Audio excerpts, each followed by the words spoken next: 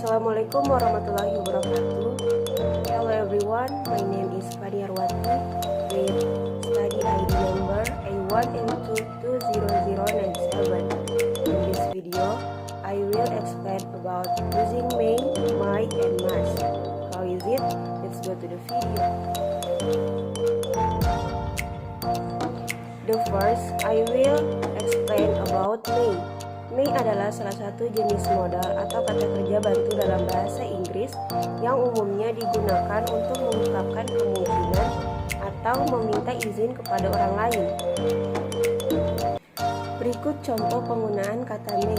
Yang pertama, digunakan untuk mengungkapkan kemungkinan. Contohnya, she may not like it, yang artinya dia mungkin tidak menyukainya. Yang kedua, untuk meminta izin. Contohnya, may I borrow your pen? Artinya, bolehkah saya meminjam pulpenmu? Yang ketiga, untuk memberi permisi kepada orang lain. Contohnya, I'm busy now, you may go. Yang artinya, saya sibuk sekarang, Anda bisa pergi. Dan yang terakhir, untuk memberi harapan. Contohnya, may God bless us, yang artinya semoga Tuhan memberkati kita.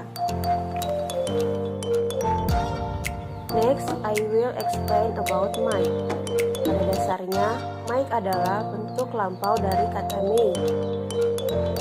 Saya akan menjelaskan beberapa contoh penggunaan menggunakan mic. Yang pertama, mic biasa digunakan untuk kalimat pengandaian atau hipotesis. Contohnya, they might visit Bandung tonight. Yang kedua, might digunakan untuk kalimat tidak langsung lampau atau past indirect speech.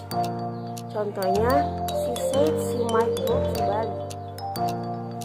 Dan yang ketiga, might lebih sopan digunakan untuk meminta tolong atau memberi saran.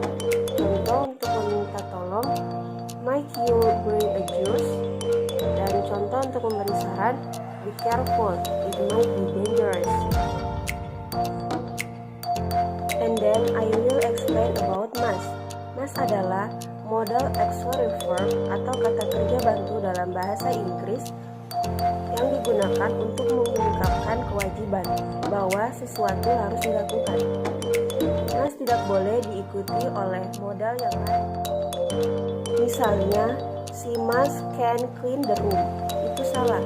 Yang benar yaitu she must clean the room.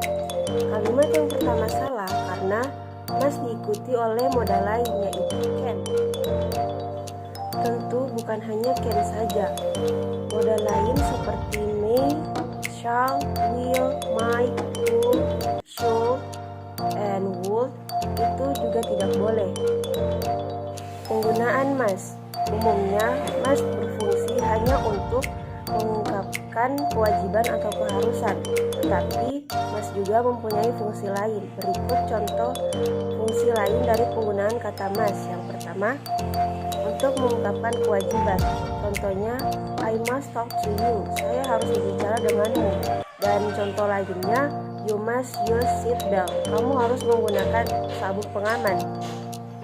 Dan jika kamu ingin mengungkapkan kewajiban yang merujuk kepada masa lampau, maka kita menggunakan kata had to, bukan must. Yang seperti contohnya itu, last month I have passed the examination. Yang kedua, untuk mengungkapkan kesimpulan. Contohnya, he must be tired because climbing all day.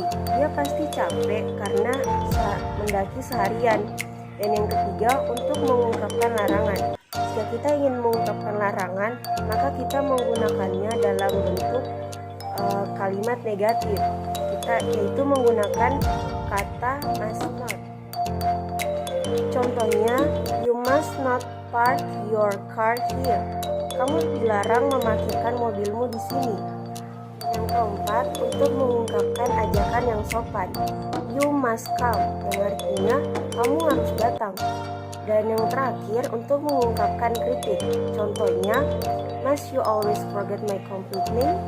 Haruskah kamu lupa nama lengkap? Nah, Selanjutnya, karena must merupakan auxiliary verb, maka dia tidak membutuhkan auxiliary do untuk kalimat interrogatifnya. Dan must mempunyai rumus pada kalimat positif, yaitu subject plus must and plus their infinitive. Dan untuk rumus pada kalimat interrogatifnya, rumusnya yaitu must plus subject plus their infinitive diakhiri dengan tanda baca tanda tanya. So my explanation about may, might, and must. Thank you for watching my video. Wassalamualaikum warahmatullahi wabarakatuh.